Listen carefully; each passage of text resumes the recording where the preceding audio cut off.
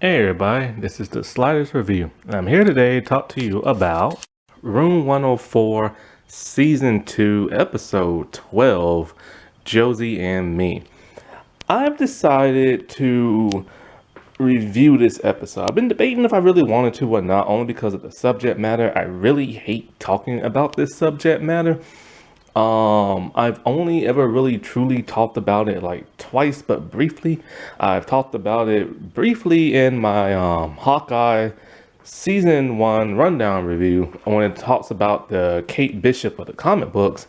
But however, I talked about it a little bit more in the Wilds rundown thing that I did when a character was subjected to this. Um, this episode, if you watch it on HBO Max, it's triggering because it deals with sexual assault. And I didn't know that at first when I was watching this episode. See, originally why I started watching this episode was because Mary Wiseman from Star Trek Discovery, who used to play Lieutenant Tilly, she's in this episode. And see, I've talked about this show before. Only one episode because I've only seen one episode. Now I've only seen two. This show is an anthology series that deals with just different weird events that happen in this one hotel room.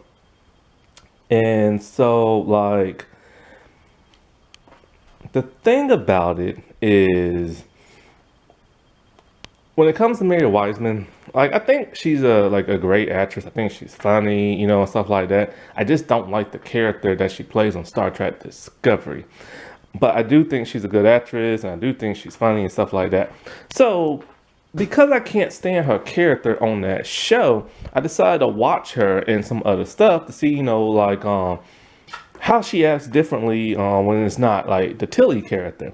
And since her acting resume isn't that huge, I was able to find this show because I have HBO Max. I'm trying to get rid of HBO Max because it's too expensive. So I'm trying to run through everything watching everything as fast as I can and stuff. But yeah. So this episode this episode is very unique and it's powerful. And it's powerful towards the end. I wasn't at first when you watch this, you can't kind of grasp what exactly is going on. And then once it gets towards the middle-ish end, then it's oh, okay, I get it now. So when you first watch this episode, you see the Mary Wiseman character named Josie. And she's in there with another person who looks identical to her. Now, one person is dressed completely down, frumpy, more serious on the laptop, the smart person. Then you have the other person who's dressed more seductive, sexier. She's more of a socialite. She's very chatty and everything. You can tell she's the party girl and everything. And they're in college. And so when I was watching this, the only person you really see talking is the party girl. And she's just constant. That's all she does in the whole episode. She just chats and chats and chats. While the frumpy person is just there looking and listening. And the frumpy person's on the laptop and they're writing, I don't know if it's a paper or they're writing a book. No, a thesis, a thesis, I think to a play or something like that. And so I'm just okay, they're twins, one's party, one's not. And then so next thing you know, there's a knock at the door. They're in the hotel room, right? College students, like I said before, in the hotel room. And this person comes over and talking about oh, the party, this and this and that, and his door and blah, blah, stuff like that, right? And so so the party girl leaves and she takes the other one with her. And the other one kind of scurries along really fast and everything. And so throughout the whole episode, it's just, okay, we're getting a lesson in partying or something like that. So that's all the party girl, Josie, is doing, right? And so she's constantly talking about but it's interesting because when she's talking to the girl outside, The girl outside isn't even acknowledging the frumpy one and everything. And so the nerdy looking one. And so it's kind of like, why isn't she acknowledging her? And then so when you get to the actual party, then you realize, oh, okay, they're not twins. They're the same person? Like that's kind of weird. Like I'm like, what's going on? And then you realize, okay, she's reliving a memory, and she's telling the nerdy version of herself what's all going on at this party. So I'm like, okay, where's this going? And so when you see her at the party, you constantly see her like dancing with people. You see her drinking. And then you see her going to the restroom with some other people, and she starts snorting coke and everything. And so it's kind of like she's just partying up really like really big time, right? And she has a test like the next day, but she's not studying. Not sure what her grades are like, but not very good. She's not a great student. She's not even studying for her test, which is like the next day and stuff. She's too busy like partying and stuff. And so like as she's there partying, the dude who she was doing coke with, they go into like another part of like the room. And it's like I guess like adjacent to it. And so then, they start like making out on the bed, but then things get a little handsy and a little too far, and he assaults her. And after it's over with, she goes to the bathroom and she is beyond distraught. Like, she was like happy partying like 1 second, and now she's just like a statue who's just like there, like wondering what the heck just happened. How did I let this go too far? Um, why did he do this to me? Like trying to just play over her head, like what the world just happened. So she cleans herself up, like inside herself. That's probably the nicest way I can put it, to try to get like his residue out of her and stuff, hoping that she won't like catch like an STD or get like pregnant and stuff. And then as she's like teary and cleaning herself up and washing her hands, she's still talking to her other self. Now her other self is more engaged and analyzing her, and she's just looking at her with a deep thought. And so then she's all like, and then the party version of Josie, she's just kind of like, like stop staring at me, like what do you expect, like, and then she just starts like monologuing like big time about the events of that night and how she wishes like it never happened. And but she's in denial and everything. This is where the powerful stuff happened. She is in denial of what just happened. And this is something that happens with a lot of like victims of assault. They're in denial of what happened. They try to say, oh, maybe like I enjoyed it, or maybe I asked for this to happen, or something like that. They never want to come to grips with the reality of, no, they did not ask for this. No, this should never have happened to them. What that person did was wrong and everything. And it's kind of like you have to mind like your surroundings and observe stuff and observe other people and with situations like, and so she starts like doubting, talking about like, because then the reality of what happened is the frumpy nerdy one, this is her in the future. This happened many, many, many, many years ago. And future version regrets everything that happened. She regrets not taking college seriously. She regrets partying so hard. She regrets drinking alcohol, taking drugs, not minding her drink. You're supposed to pay attention when you go to like clubs and bars. You're supposed to keep party bars, clubs. You're supposed to keep your eye on your drink no matter what. If you even leave it for like a couple of seconds, don't drink it. And so she's constantly downing herself, and now she's getting party stuff is getting angry at the point where she's just kind of like, she's so like ashamed, but it's something a lot of people feel. And when this happens to people, you never truly know what the ramification is going to be for that person's psyche.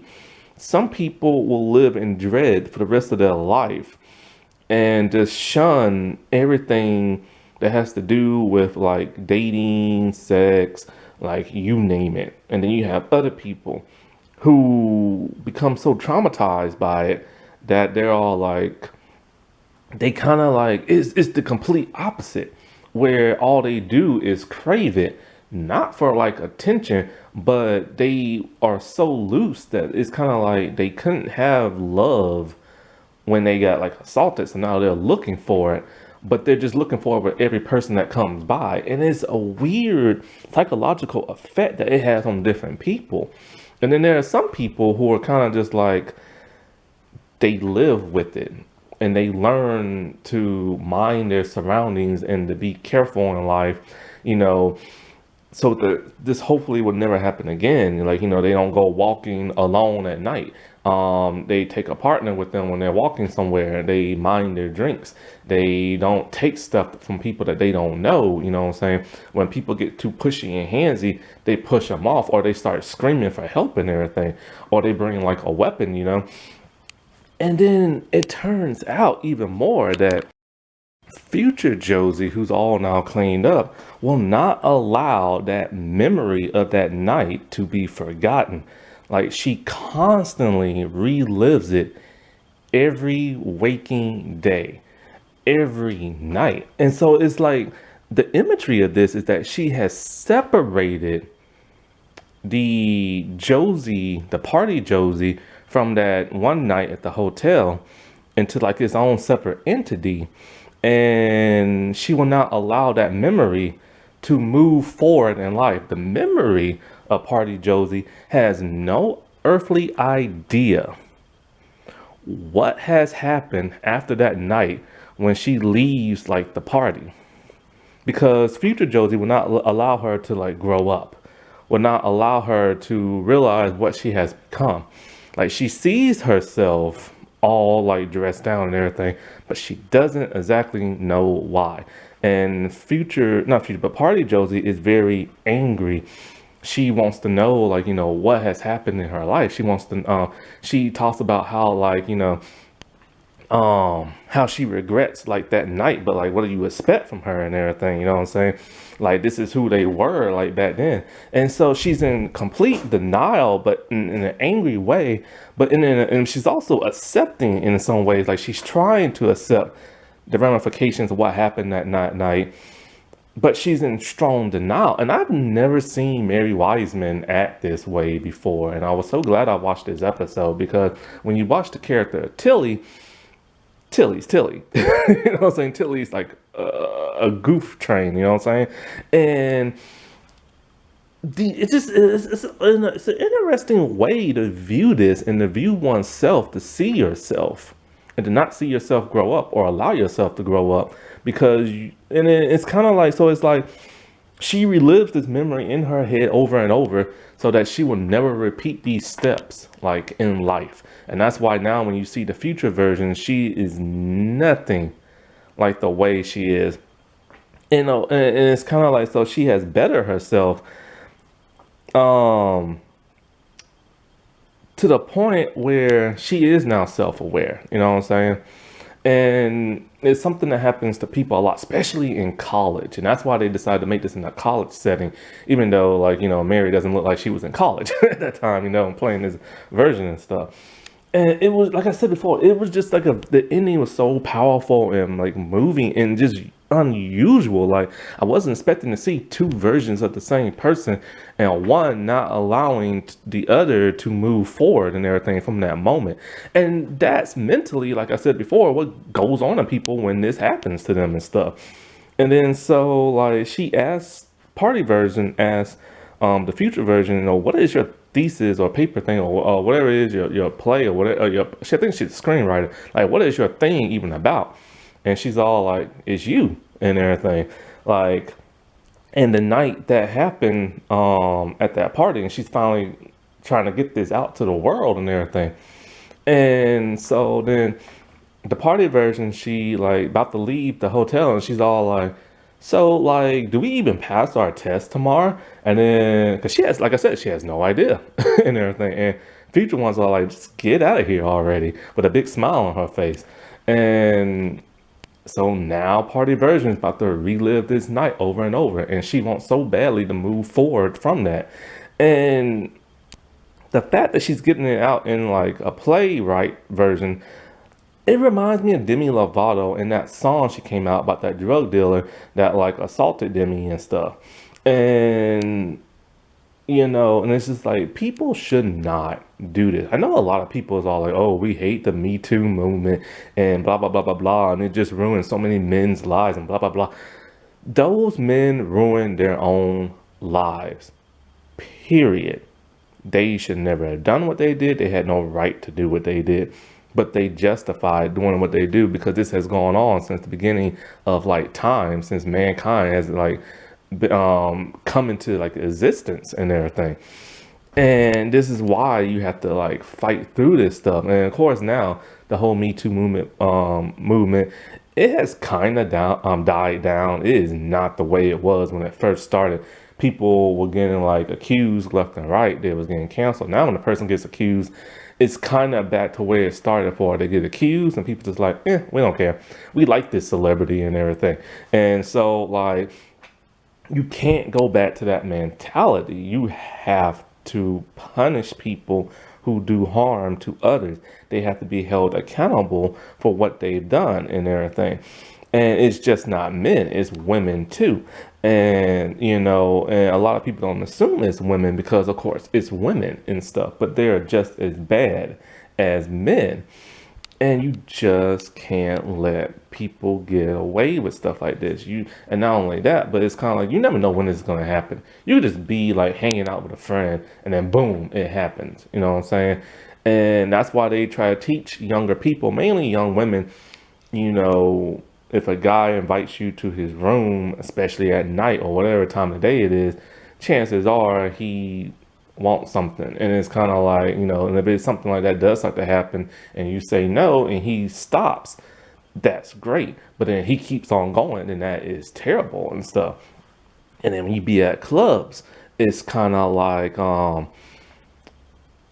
what is it? It's kind of like you have to pay attention to your surroundings big time because people are constantly getting like groped and like drugged and like all this other stuff and felt up when they're at clubs, and then they wake up the next morning not wondering like, "Well, how the heck did I like get here and stuff." And there's been so many countless stories that I've heard from people when I was in college, and it's so terrible. And not once, never once did they ever report it because one part is fear and the other part is a shame and the other part is the justice system not punishing people who do this kind of stuff. There's been so many people who just like get away with this all because they're rich and famous, and it's a shame, or they're like a celebrity and everything, and it's just like people need to be held accountable.